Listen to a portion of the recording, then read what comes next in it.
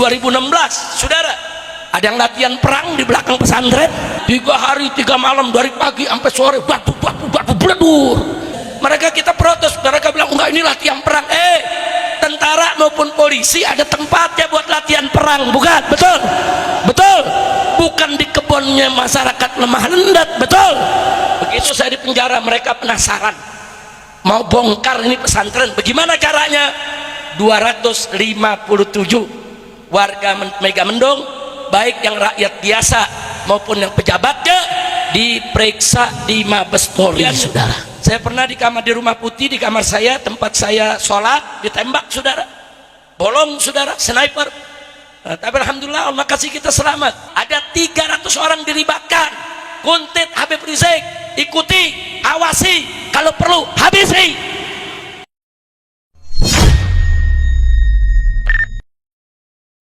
Assalamualaikum warahmatullahi wabarakatuh.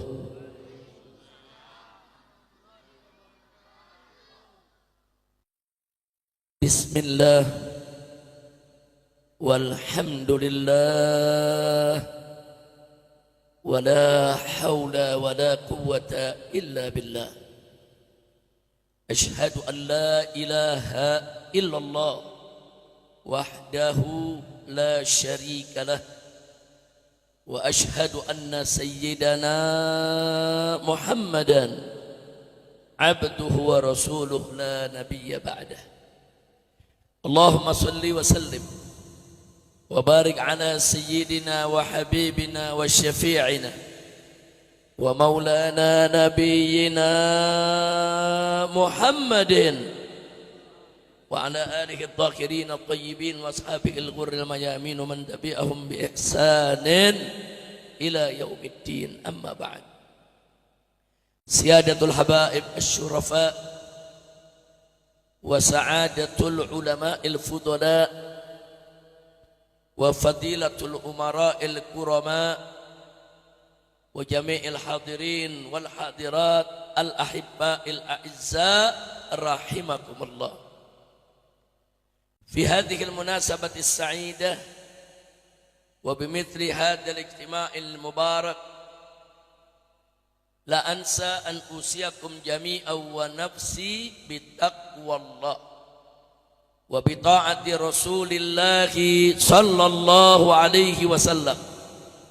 Fanas'alullah subhanahu wa ta'ala an yahdiyana ila siratihil mustaqim wa yaj'alana minal muttaqin wa yudkhilana jannatahu jannatan na'im bihaqqi sayyidil mursalin walhamdulillahi rabbil alamin. Taqabbalallahu minna wa minkum wa taqabbal ya karim. Satu kebahagiaan dan satu kehormatan bagi saya pada malam hari ini bisa kembali bersilaturahim dengan para tokoh, para ulama, para ajengan dan masyarakat Lemah Nendek. Setelah sekian lama kita tidak kumpul, kita tidak berjumpa, akhirnya pada malam hari ini dengan izin Allah subhanahu wa ta'ala kita bisa kumpul dalam acara yang penuh keberkahan. Alhamdulillah. Oleh karenanya saya sampaikan terima kasih dan apresiasi penghargaan yang tinggi kepada segenap panitia penyelenggara yang telah bekerja keras untuk mensukseskan acara ini dan semua pihak yang sudah membantu kelancaran acara ini, ya ikhwan. Nah, karenanya kepada para ajengan, para kiai, para tokoh masyarakat Lemah Nendet, saya sampaikan jazakumullahu khairal jaza. Amin ya rabbal alamin.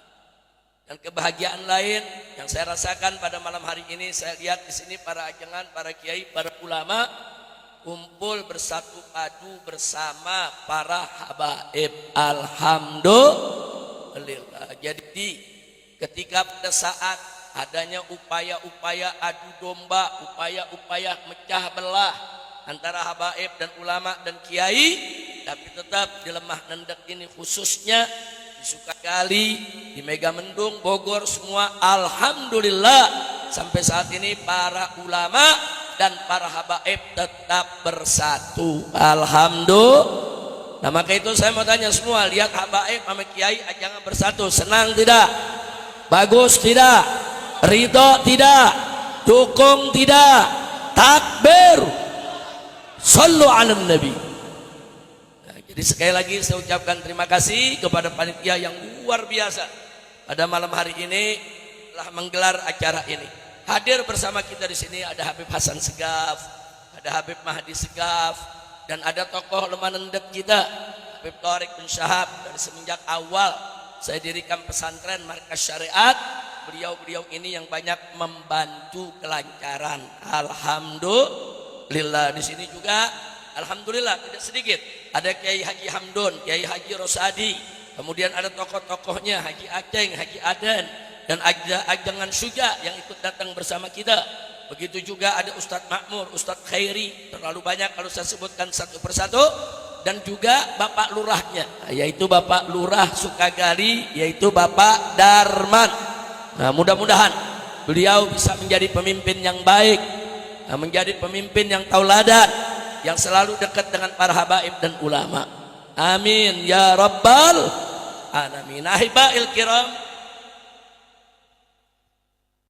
pada malam hari ini kita kumpul di tempat ini dalam rangka untuk memperingati kelahiran seorang manusia besar yang berjiwa besar, yang memiliki sejarah yang besar, juga mempunyai nama yang besar karena dididik dan dibesarkan oleh yang maha besar, yaitu peringatan Maulid Nabi besar Muhammad sallallahu alaihi wa alihi wa sahbihi wasallam. Nah, saya ingin ingatkan diri saya, begitu juga kepada semua umat yang saya cintai, masyarakat lemah nendek yang semoga senantiasa diberkahi Allah, bahwa Nabi yang kita peringati maulidnya pada malam hari ini bukan sembarang Nabi. Beliau adalah Sayyidul Anbiya wal Mursalin, penghulunya para Nabi, penghulunya para Rasul, saudara. Bahkan beliau bukan manusia sembarang manusia. Beliau adalah basyarun la kal basyari. Beliau manusia yang tidak seperti manusia lainnya, saudara. Kenapa? Karena beliau adalah seorang nabi pilihan Allah. Beliau seorang Mustafa. Beliau seorang muttaba. Beliau seorang yang maksum, yang selalu dijaga oleh Allah dari segala kesalahan. Alhamdulillah. Nah saudara, di dalam Al-Quranul Karim Allah menyatakan tentang kita punya Nabi alaihi salatu wassalam, di mana Allah menyatakan wa ma arsalnaka illa rahmatan lil alamin. Tidaklah kami utus engkau wahai Nabi, wahai Rasul, wahai Muhammad, kecuali sebagai rahmat untuk semesta alam. Bu, kumaha damang bu?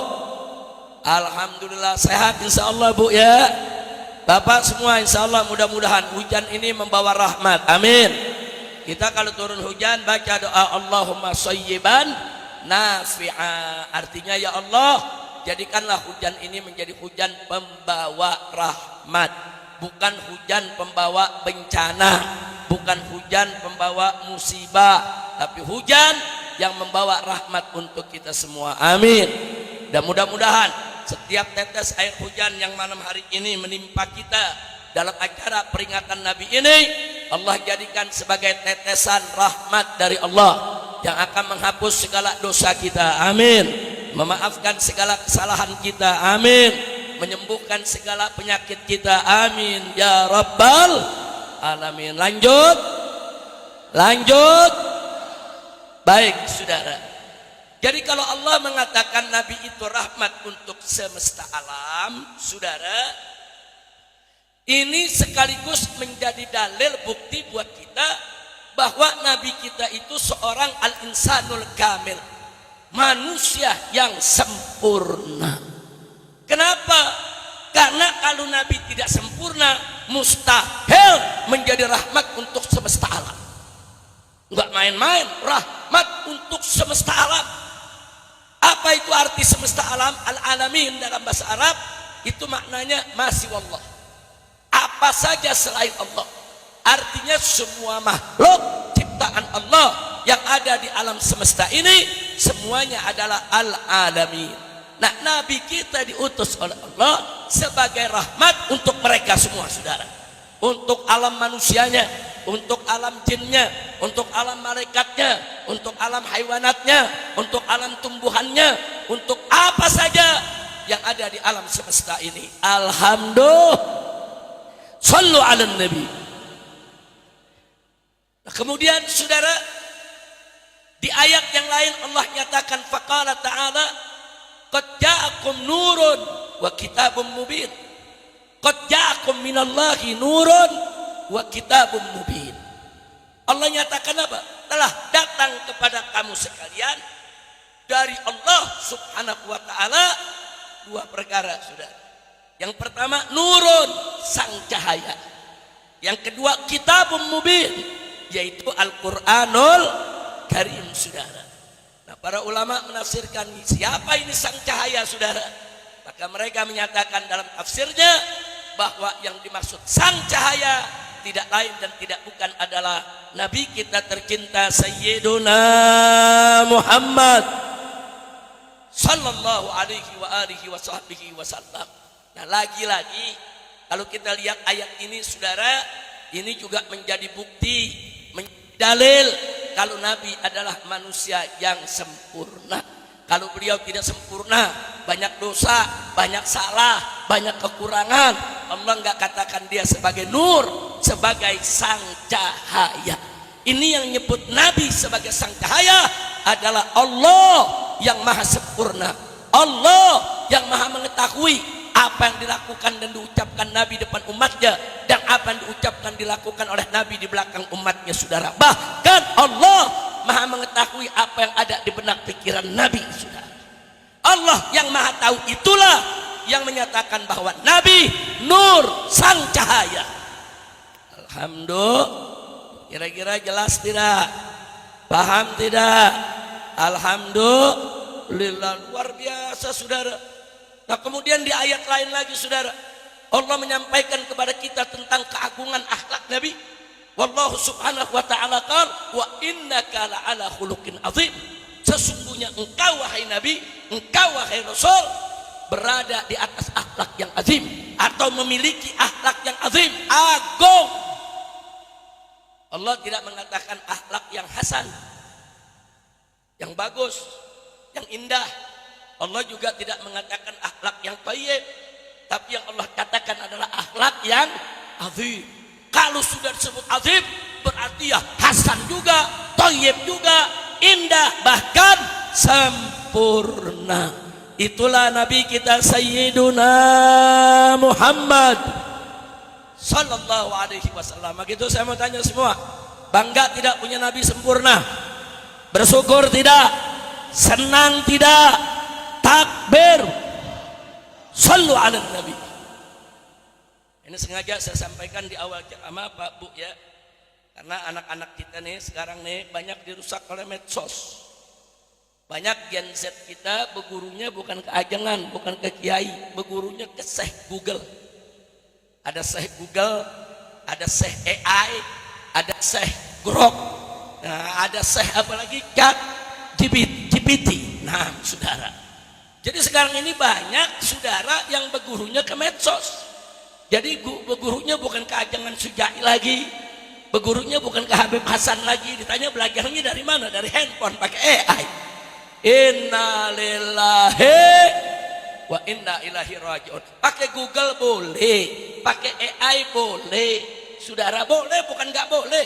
Saudara pakai medsos silakan, tapi tetap kita harus ada di bawah pengawasan seorang guru, seorang syekh, seorang ustadz, seorang ajengan yang tetap bisa menjaga kita, jangan sampai kita tersesat jalan. Betul?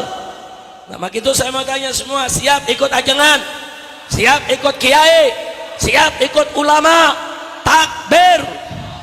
Saudara, ini negara kita ini sekarang kacau balau. Kenapa?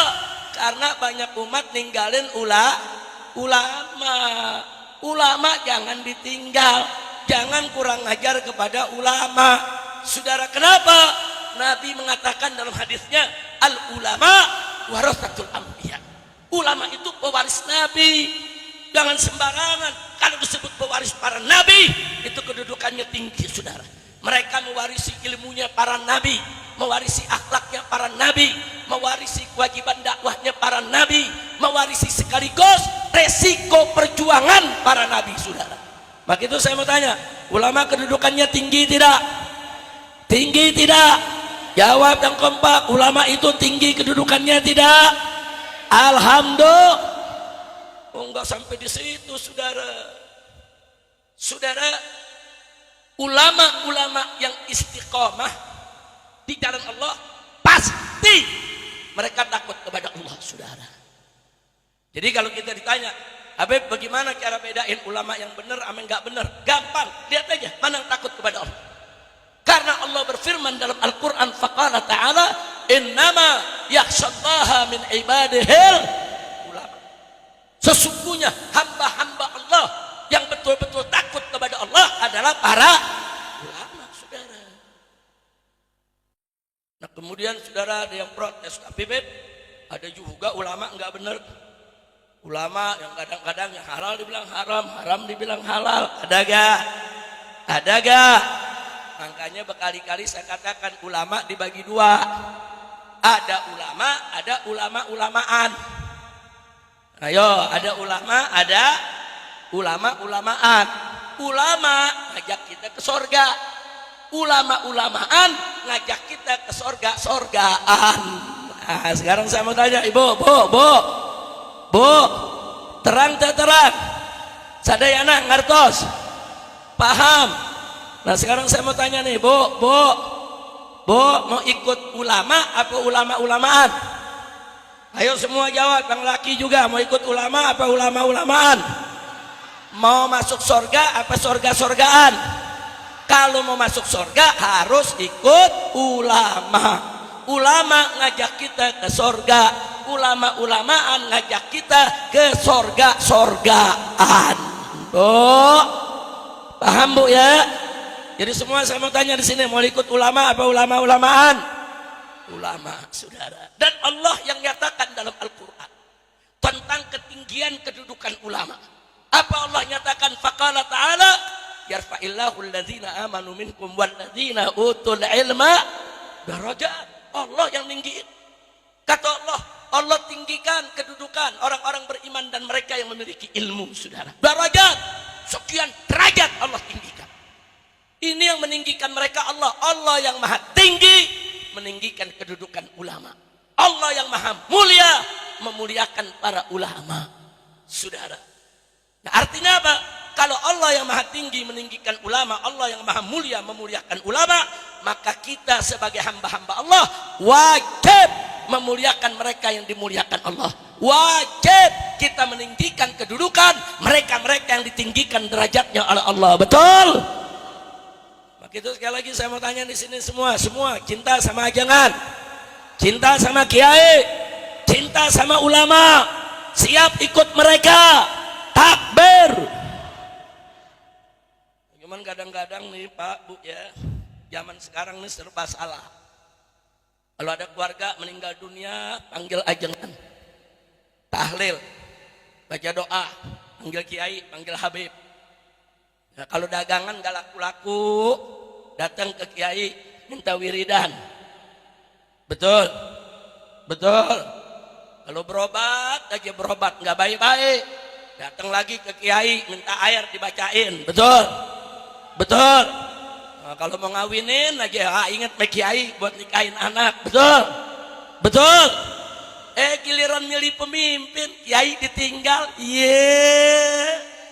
Ayo, benar.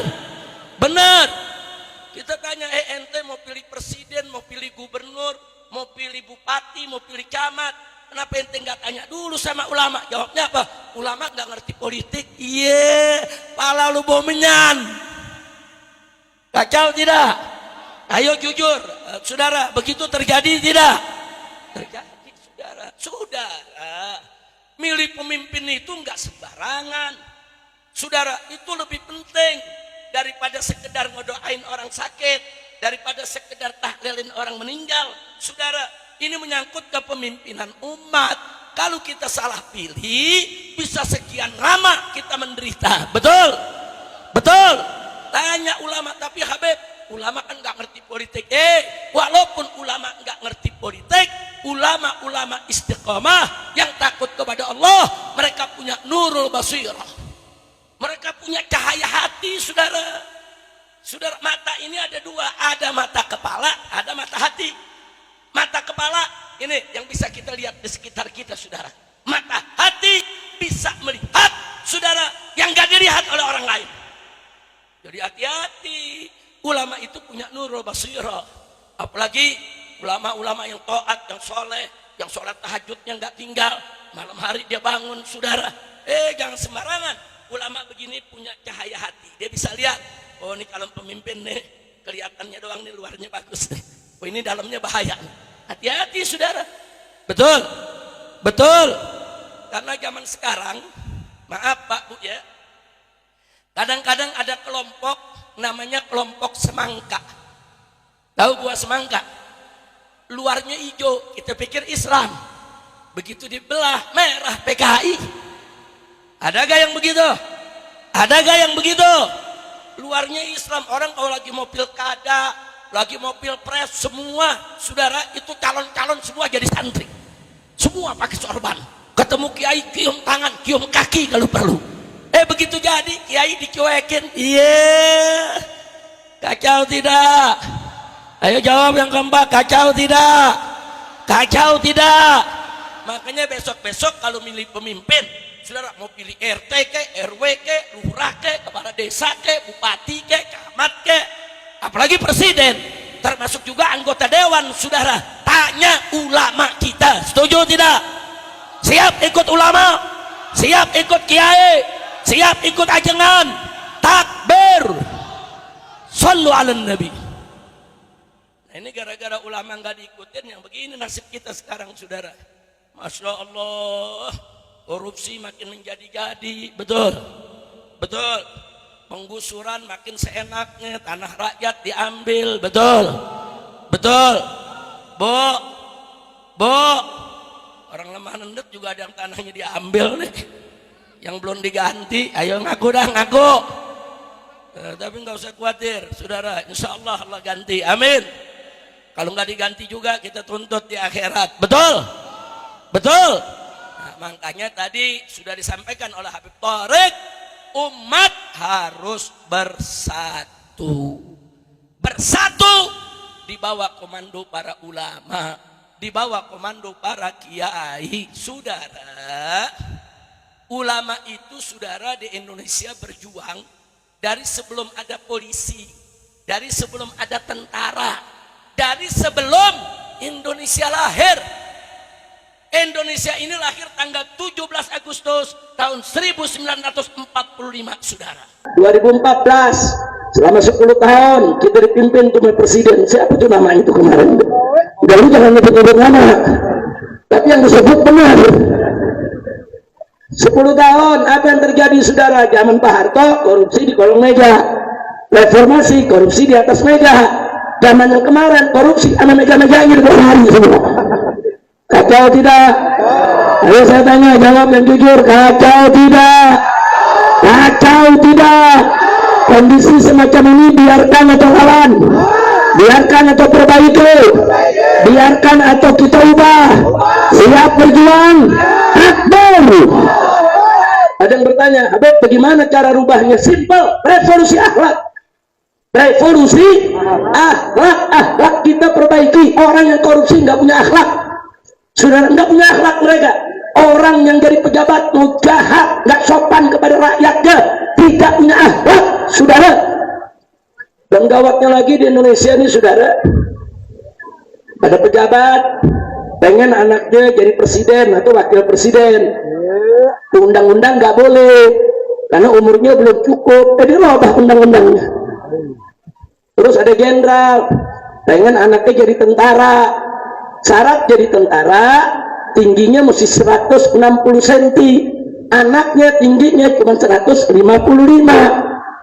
Saudara, aturannya yang diubah supaya anaknya masuk. Udah anak pendek aja. Pakai aturan yang diubah, kacau tidak? Kacau tidak? Nah ini yang terjadi, saudara. Banyak pejabat model begitu tuh nggak punya akhlak. Saudara, orang kalau anaknya sudah tidak memenuhi kriteria, nggak usah. Anaknya kan bisa jadi dokter, saudara, bisa jadi pengusaha, bisa jadi pejabat yang lain. Kenapa undang-undang dua pokok? Oh, anak saya ini mau jadi tentara, nurunin saya, tapi tingginya nggak cukup. Coba aturan. Dirubah itu jenderal, namanya Jenderal Baliho. Kenal gak? Tahu? Iya, yang dulu foto saya diturun-turunin, beraninya cuma fotonya doang, emang orangnya nggak berani. Masya Allah, kacau tidak? Kacau tidak? Begitu juga wapres, saudara. Oh, mestinya umurnya genap 40 tahun baru boleh, tapi dia ngepet dengan anaknya jadi. Dirubah peraturannya, saudara. Udah 35 tahun aja nggak apa-apa, saudara. Nggak boleh kita mengubah undang-undang hanya untuk kepentingan keluarga. Kayak sekarang nih ada satu menteri ini lagi, saudara, dia paksa itu SPBU pom bensin yang bukan Pertamina, dia paksa harus beli bensin dari Pertamina, saudara. Nah yang swasta ini bilang kami sudah impor bensin bagus dari luar, kami nggak mau beli dari Pertamina. Pertamina tanya kenapa nggak mau? Karena Pertamina bensinnya dipakein etanol. Etanol itu bisa merusak mesin. Saya mau jaga supaya pelanggan saya mobil dan motornya nggak rusak, saudara. Nah, akhirnya apa? Menteri paksa. Nah, gara-gara dipaksa, saudara, pom bensin tadi milih tutup. Ya kalau begitu kami tutup aja. Akhirnya ribuan pekerja di PHK, saudara. Apa maksa orang? Nah, sekarang akhirnya dirubah. Apa dia bilang? Ya sudah. Lalu sekarang nggak mau pakai Pertamina gara-gara etanol, kita bikin peraturan semua pom bensin harus campur dengan etanol. Ini apa? Kok dia mau rusak mesin orang, dia memaksa orang, dia memonopoli. Menteri begini pecat, nih merusak negara, bikin malu di dunia, betul? Namanya aja Bahlul, namanya siapa? Tahu Bahlul apa? Bahlul, tahu Bahlul? Namanya aja Bahlul, makanya namain anak yang benar. Ada orang namain anak sulit, ya udah hidupnya susah terus. Jangan namain anak yang bagus, betul? Namain anak yang artinya bagus, nggak apa-apa. Mau pakai bahasa Arab boleh, mau pakai bahasa Sunda boleh, mau pakai bahasa Jawa boleh, mau pakai bahasa Indonesia boleh. Yang penting artinya bagus, saudara. Ada orang namanya Budi, ada orang namanya bagus, ada orang namanya bahagia, bagus. Ada orang dikasih nama sedih, seumur hidup sedih melulu. Nah, makanya ngasih nama anak hati-hati, Bu. Ada lagi orang, saudara, mau ngasih anak pakai Al-Quran, main tunjuk aja. Begitu lihat dia tunjuk, begitu ditunjuk, saudara, namanya Sair. Dia kasih nama Sair. Sair itu nama neraka, bukan syair, bukan Sair, saudara. Ada lagi yang lebih gawat. Begitu dia tunjuk, saudara, Dajjal, dikasih nama Dajjal tuh anak. Jangan nama, mau nama yang bagus, tanya ajengan, tanya kiai, tanya ulama, nanti diberikan nama-nama yang bagus, insya Allah. Kira-kira yang saya sampaikan malam ini paham tidak? Sadayana semua saya mau tanya, terang terang, terang terang. Sadayana ngartos, betul? Maaf Bu ya, saya nggak bisa ceramah bahasa Sunda. Abdi mah ngartos bahasa Sunda. Nah, ngartosnya tetik. Nah, Habib Hasan belum mengajarin saya nih bahasa Sunda nih. Nah, mudah-mudahan ke depan kita akan lebih bisa lebih akrab lagi, bisa lebih bersilaturahim, insya Allah. Nah, baik, sebelum saya akhiri, saya ingin sedikit bernostalgia, berbagi cerita, saudara, dalam rangka untuk membangkitkan persatuan kesatuan kita. Saya dulu nggak pernah mimpi kalau saya akan bikin pondok pesantren di perut gunung. Kita bikin di perut gunung, saudara. Yang dulu nggak ada manusia yang tinggal di sana. Paling-paling ada orang petani sore pada pulang, saudara. Memang dulu saya punya tempat, orang bilang itu tempat jin buang anak piara cucu. Nah, itu dia tuh tempat saya. Bukan tempat ibu. Kalau tempat ibu udah bagus nih di sini. Dari dulu listrik udah masuk, betul. Saya masuk 2013 listrik nggak ada, genset juga nggak ada. Saya tinggal dengan saya punya istri almarhumah Syarifah Fadlun. Saya tinggal di sini dari tahun 2013 sampai 2017, sampai saya hijrah ke Mekah. Jadi dulu begitu saya tinggal di sini, saudara, kalau lagi ceramah ke Jakarta kemana, saya dari sini, saya turun ceramah, selesai ceramah pulang langsung masuk lagi ke gunung, saudara. Kadang-kadang sampai gunung tuh jam 4 pagi, kadang-kadang azan subuh dan seterusnya.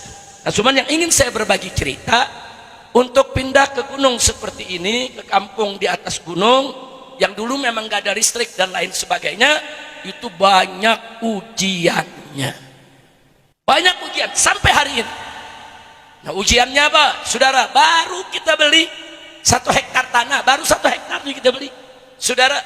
Waktu saya pulang ke Jakarta, datang preman-preman, saudara. Preman-preman yang biasa berkeliaran di puncak ini, saudara, dari orang-orang timur sana, saudara. Datang, pagernya dirusak, tanaman dihancurkan, saudara. Nah, jadi awal kita tinggal begitu, kita balik, kita tanya sama petani, siapa nih yang kerjain? Oh, ini preman Habib, jumlah sekian puluh orang. Kami petani nggak berani untuk lawan. Saudara, kita pindah kemari bukan mau ribut, betul? Betul. Pindah kemari mau bangun pesantren. Tapi kalau ada preman kurang ngajar ajak ribut, ya jadiin, saudara. Jadi punya pasukan, kita juga punya pasukan, betul? Betul. Nah, ini kita hadapi. Bahkan saat itu, saudara, ada oknum Kapolsek di wilayah ini, saudara, membela para preman. Ternyata selidik punya selidik, dia punya tanah juga, minta dibayarin. Ya kalau minta dibayarin, minta aja, lu jangan ngeganggu, betul?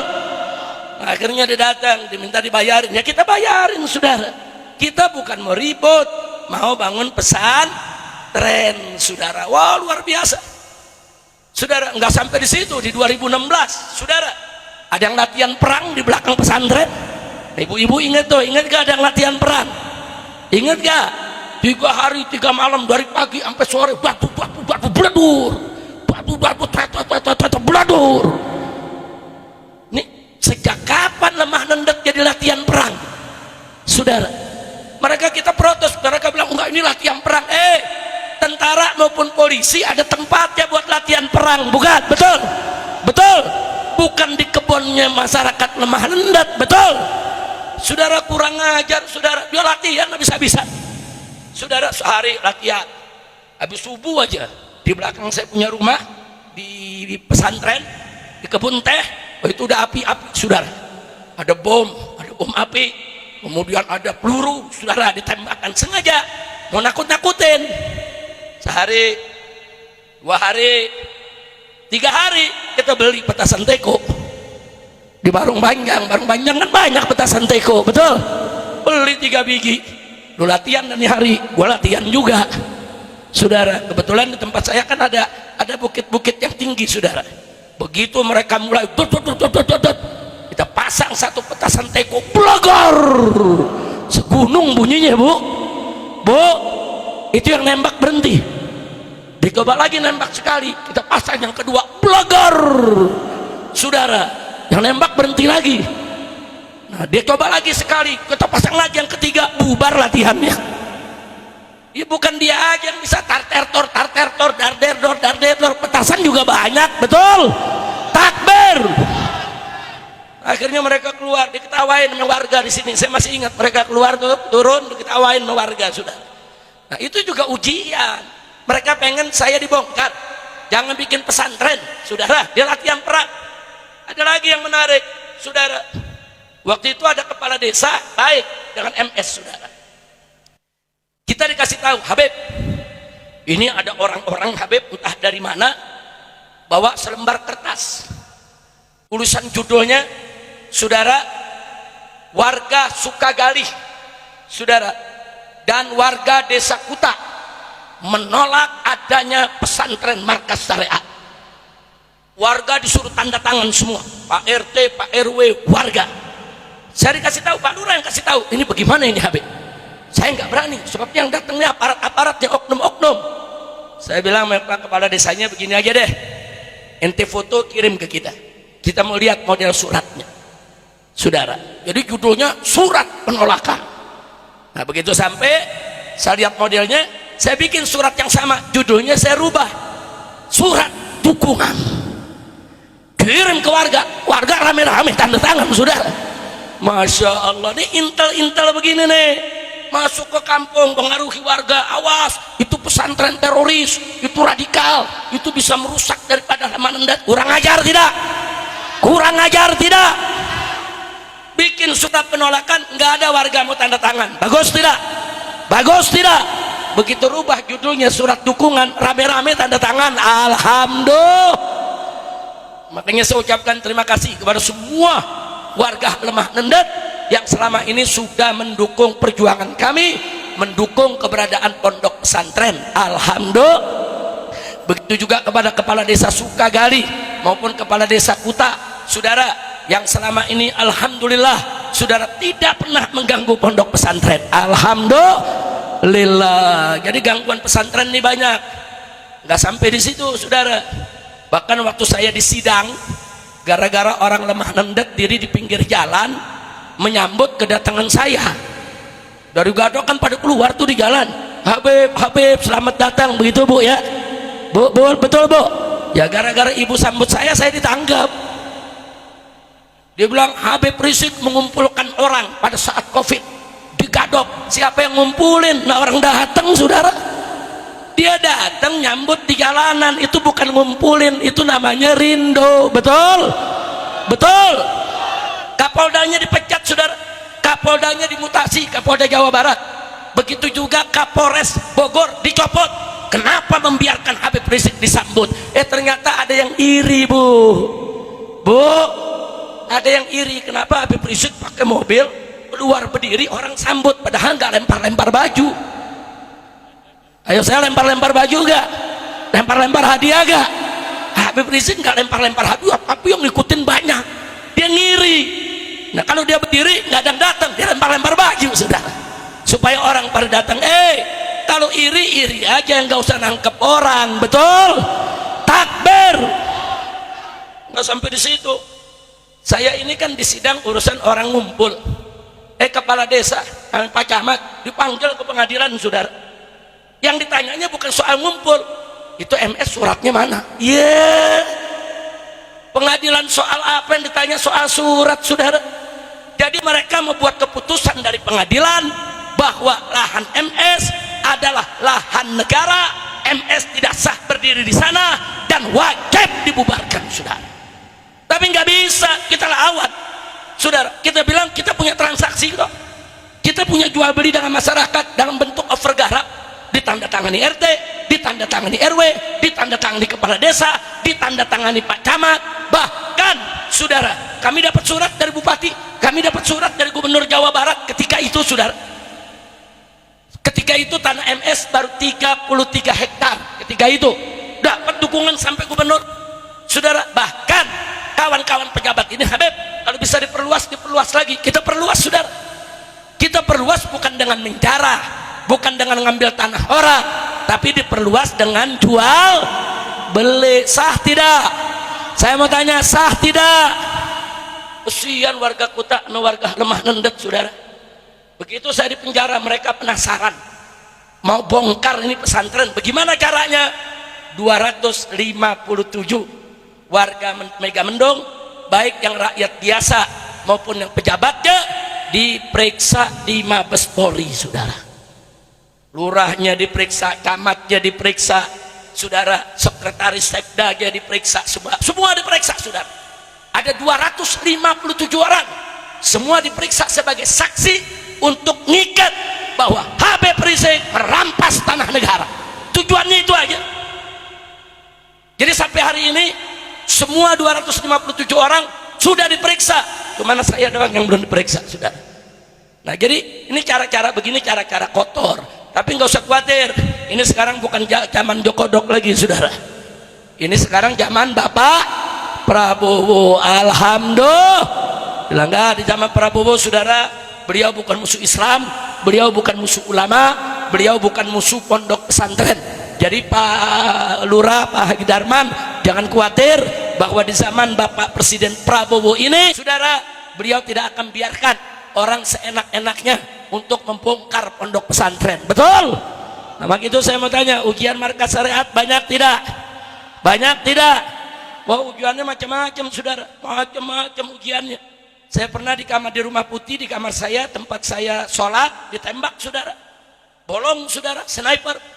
Nah, tapi alhamdulillah Allah kasih kita selamat. Enggak sampai di situ, saudara. Sebelum peristiwa KM 50, saudara, sebelum peristiwa KM 50, ada 3 intel band kita tangkap di villa sini nih, yang sekarang jadi gerbang Eiger, saudara.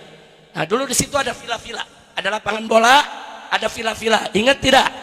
Nah, itu salah satu villa dijadikan pos intelijen untuk mengawasi saya, untuk nguntit saya, bahkan untuk menghabisi saya, saudara. Nah, mereka bikin kegiatan, akhirnya digerebek sama santri dan sama laskar, saudara. Kita pegang, periksa, ada kartu PIN-nya 3-3-nya. Periksa, yang satu tentara, yang satu mahasiswa, yang satu adalah wartawan. 3-3-nya punya kartu Badan Intelijen Negara. Dia pakai mobil, mobilnya kita periksa, ternyata ada 3 plat nomor dia pakai, saudara. Nomornya pakai nomor palsu.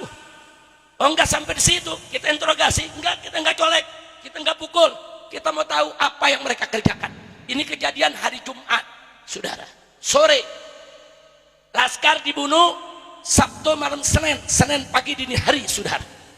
Nah, begitu mereka kita periksa, mereka bawa laptop, kita buka, kita sedot isinya, saudara.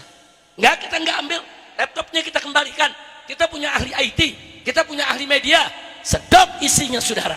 Ternyata begitu kita buka, operasi delima, ada 300 orang dilibatkan. Kuntit Habib Rizik, ikuti, awasi, kalau perlu habisi. Kurang ajar tidak? Nah, begitu itu bongkar, saudara, mereka marah, terjadilah peristiwa KM 50, saudara. Mereka membunuh saya satu mobil, saya, istri saya, anak saya, adik cucu saya, saudara, semua cucu ikut, semua putri saya ikut, saudara. Nah, mereka ini pengecut. Kalau mereka membunuh saya, silakan, saudara, tapi jangan lakukan manuver-manuver. Ada perempuan, ada ibu-ibu, ada bayi, saudara, nggak boleh, saudara. Kalau mereka jantan, silakan, tentukan saja mau perang kapan, mau tembak-tembakan kapan, mau bawa berapa orang, tanggal, tempat, hari, tempat, silakan tentukan. Kalau mereka bawa 100 orang, saya bawa 100 orang, ayo kita tempur, jangan pengecut jegat di jalanan, betul? Takbir, angkat tangan semua, takbir, sallu ala nabi. Nah, itu kejadian di zaman siapa itu? Zaman yang kemarin. Kalau yang sekarang gak usah khawatir, saudara. Yang sekarang insya Allah punya niat mau perang lawan mafia, mau perang lawan koruptor, dan mau perang lawan oligarki. Bagus tidak? Kemarin Bapak Presiden Prabowo Subianto, saudara, beliau memberikan pernyataan, saya akan perang lawan koruptor, lawan mafia, lawan oligarki yang menyusahkan rakyat. Dan saya tidak takut kalau mereka ngancam saya. Saya akan lawan, saya nggak takut dengan ancaman mereka. Saya tanya, pernyataan Presiden bagus tidak? Jujur, bagus tidak? Bagus tidak? Dukung tidak? Senang tidak? Tapi waspada, Presiden bicara, saudara, nada agak bergetar. Beliau katakan, saya perang lawan mafia, koruptor dan oligarki, saya tidak takut diancam. Kalau Presiden mengatakan tidak takut diancam, isyarat berarti ada yang ngancam, berarti ada yang ngancam, saudara. Nah, sekarang saya tanya, kalau Presiden aja diancam, apalagi ente semua? Betul? Betul? Presiden aja diancam, kira-kira orang lemah nendet diancam nggak? Diancam, saudara. Nah, kalau mereka berani ancam Presiden, apalagi ancam rakyat, ini nggak boleh dibiarkan. Makanya saya sudah sampaikan beberapa hari ini, saudara, baik melalui DPP FPI lewat suratnya, saudara, maupun di atas mimbar, maupun lewat kawan-kawan yang ada di sekitar Bapak Presiden, saudara, bahwa kalau Bapak Presiden betul-betul serius mau perang lawan koruptor, mau perang lawan mafia, mau perang lawan oligarki, maka para habaib, para ulama, para kiai bersama umat Islam akan siap berdiri barisan depan untuk melawan para mafia dan koruptor. Angkat tangan semua, takbir. Siap perang lawan koruptor, siap perang lawan mafia, siap perang lawan oligarki, siap bela presiden. Takbir. Sallu ala nabi. Jadi sekarang kita tinggal tunggu aja. Saya minta presiden serius, jangan omon-omon. Jangan omon-omon, kalau omon-omon gak jadi. Tapi kalau serius, saya siap paling depan, saudara. Lawan itu koruptor, oligarki, saudara, yang selama ini bikin susah rakyat. Betul? Takbir. Nah, baiklah saudara. Nah sekarang saya juga ingin informasikan kepada semua warga Lemah Nendek. Kita di pesantren ini banyak punya program. Ada program pendidikan. Dari dulu saya sudah tawarkan untuk masyarakat Lemah Nendek. Masih ingat Habib Hasan, masih ingat Habib Torik. Kalau masyarakat Lemah Nendek ada anak yatim, tapi sudah selesai SD-nya, silakan masukkan ke MS gratis. Saudara, sudah berkali-kali kita umumkan khusus untuk masyarakat sekitar markas syariat, masyarakat Pekancilan Desa Kuta, masyarakat Lemah Nendek dari Desa Sukagali, silakan. Itu pesantren punya ibu-ibu, itu pesantren punya bapak-bapak. Saya perlu sampaikan di sini ada kepala desa. Itu pesantren wakaf, bukan milik pribadi saya, bukan. Saya, anak saya, mantu saya, cucu saya, sampai ke bawah haram menjual itu tanah walaupun sejengkal, saudara. Nggak boleh, itu wakaf. Kalau wakaf itu berarti sudah punya Allah, saudara, untuk kepentingan dakwah. Nah karena itu silakan masyarakat di sini kalau mau kerjasama dengan markas syariat silakan. Kalau ada anaknya yang yatim, saudara, yang sudah lulus SD nggak bisa lanjutin sekolah, masukkan. Saudara, di MS dapat ijazah SMP, dapat ijazah SMA, bahkan bisa melanjutkan ke perguruan tinggi. Walaupun pesantren kita pesantren salafiyah. Nah, silakan. Begitu juga para petani, saudara. Dari tahun 2013 saya persilakan. Saya beli tanah dari petani, saya izinkan petaninya bapak. Kalau masih mau petani juga silakan, nggak apa-apa. Saya bangunnya masih lama, masih ngumpulin duit, nggak gampang bangun pondok pesantren. Mungkin bisa 5 tahun lagi, 6 tahun lagi, mau nanam saja. Tapi lapor ke MS, kan ada aturannya. Lapor, tanda tangan perjanjian, silakan dia garap.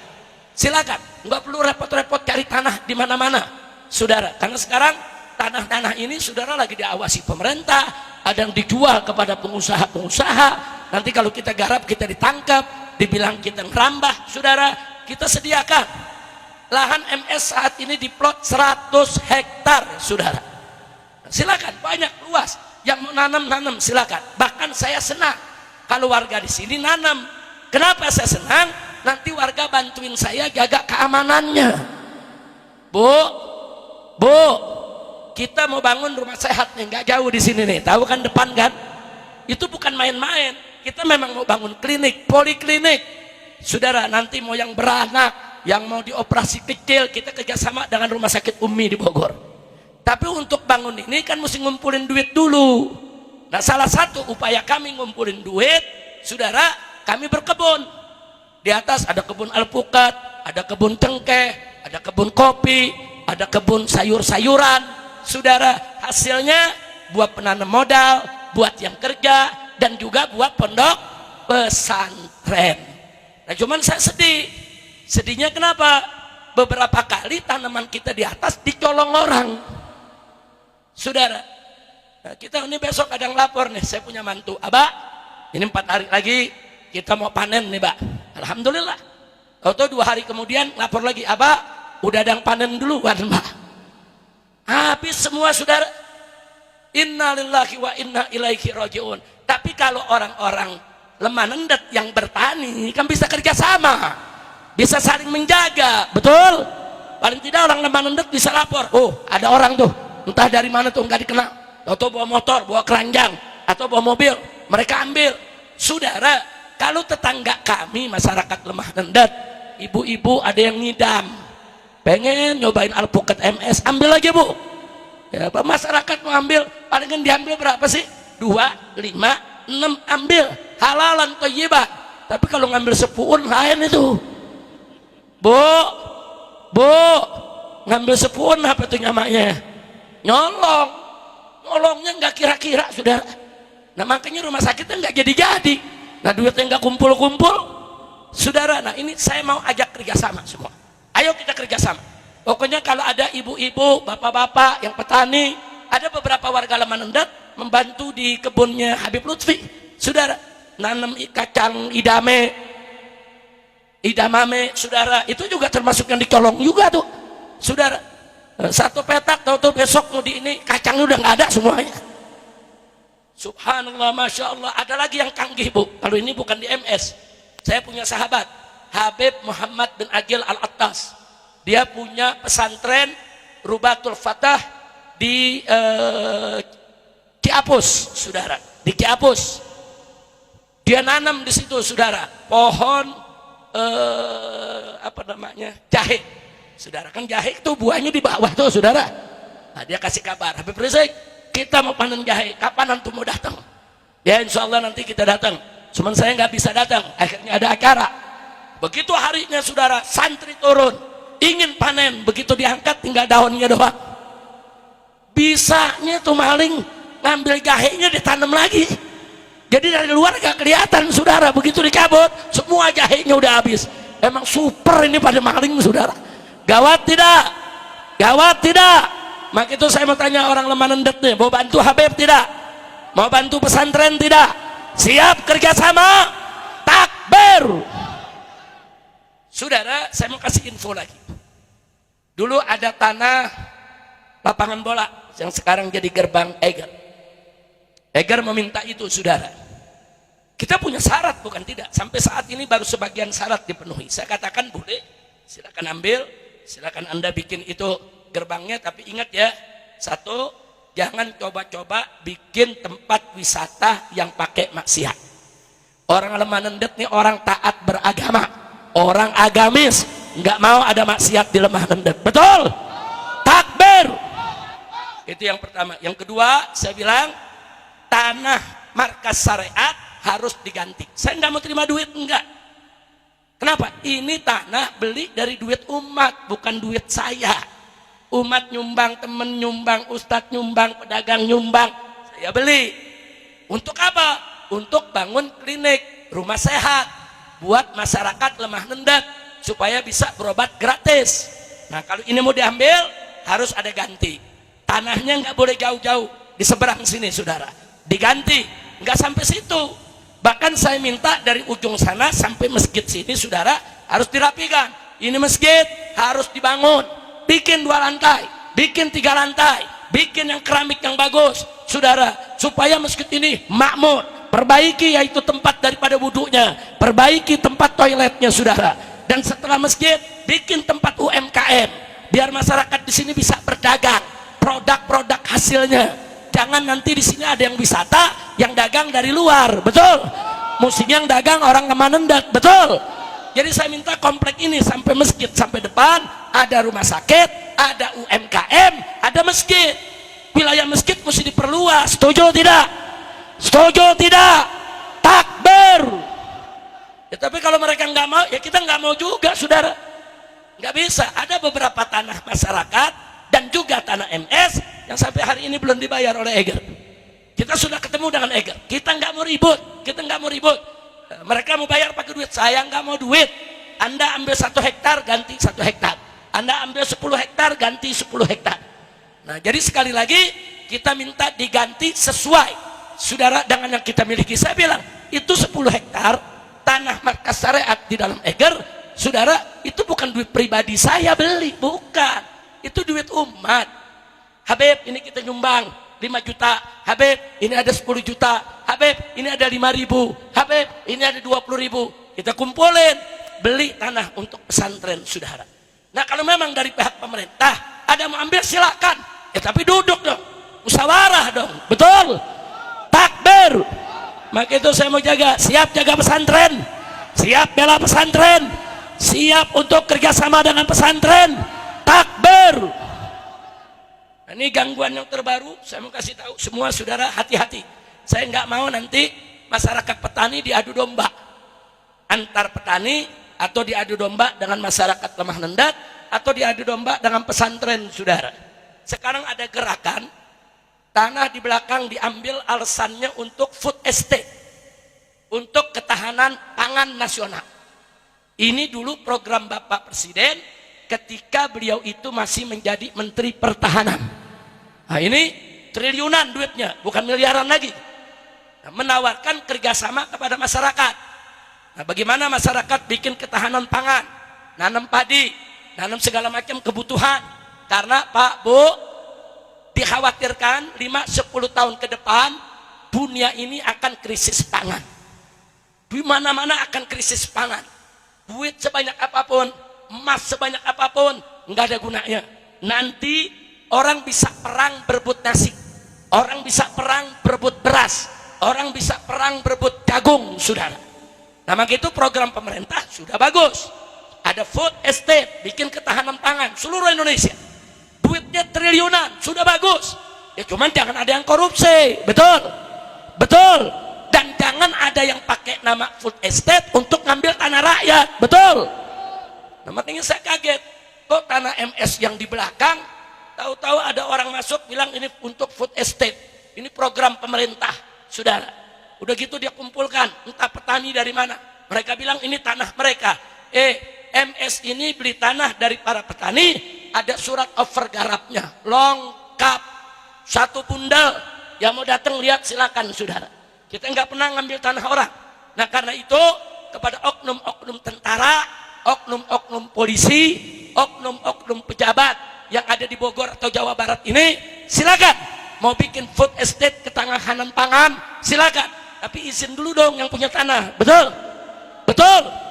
Datang ke MS bagaimana kita kerjasama? Kan ini butuh tanah 10 hektar untuk tanam padi, silakan.